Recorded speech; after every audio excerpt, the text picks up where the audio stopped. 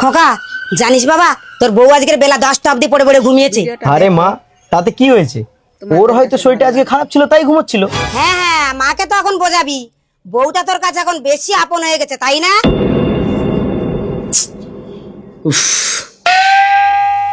ছেলেটাও দিন দিন বউর ভেড়া হয়ে গেছে। তুমি এসে গেছো? তোমার মাকে তুমি ভালোই ভালো বলে দেবে যেন আমার পেছনে না লাগে, আর আমার বাবার বাড়ি খোটা যেন কোনোদিনও না দেয়। শিউলি, মাই তো বলেছে, অন্য কেউ তো বলেনি। চুপ কর তো, তুমি কোনোদিনও তোমার মায়ের দোষ দেখতে পাও না, সব দোষ আমার, তাই না? কেন যে আমি বাড়িতে আসলাম? আরে সাধু বাবা, আমি একজন পুলিশ, অপরাধীদের ধরে সাজা দেওয়ার ব্যবস্থা করি। কিন্তু বাবা, সংসারের চাপে পড়ে আমি নিজেই এখন অপরাধী হয়ে গেছি।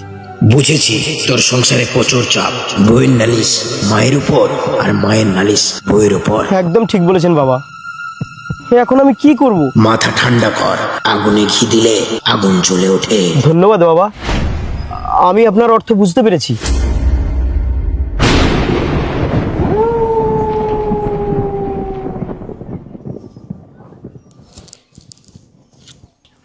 কোথায় গেছিলি তুই?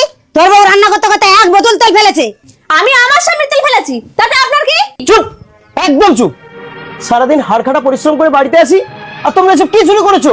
বাড়িতে এসে কি শান্তি করে একটু থাকতে পারবো না? মা, তোমার মেয়ে তো সেদিনকে এসে 1 কেজি চিনি ফেলে দিয়ে গেছে। কই, তুমি তো সেই বিষয় নিয়ে কোনো অশান্তি করোনি। দেখো মা, বৌমাকে বৌমা না, নিজের মেয়ে ভেবে দেখো, সংসারে কোনো দিন অশান্তি হবে না।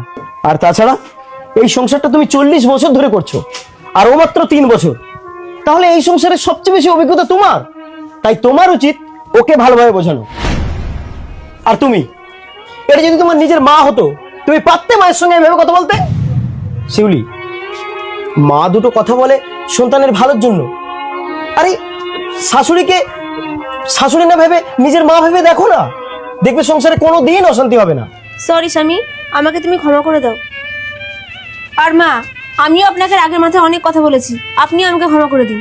মা, তুমিও আমাকে ক্ষমা করো, আমার একটু বয়স হয়ে গেছে তো, আমি তাই খিটখিটে হয়ে গেছি। মা শোনো, তোমাদেরকে একটা কথা বলি, ঘুমানোর খাট যত দামি কেন না কেন, যদি সংসারে শান্তি না থাকে, কোনো দিন সেই খাটে শুয়েও ঘুম আসে না। ঠিক তেমনি তোমরা এই সংসারে শাশুড়ি বৌমার মতো না থেকে মা মেয়ের মতো থাকো, দেখবে এই সংসারে কোনো দিন অশান্তি হবে না। বন্ধুরা, যে সংসারে শাশুড়ি ও বৌমা মা মেয়ের মতো থাকে, সেই সংসার অনেক সুখের হয়। ধন্যবাদ।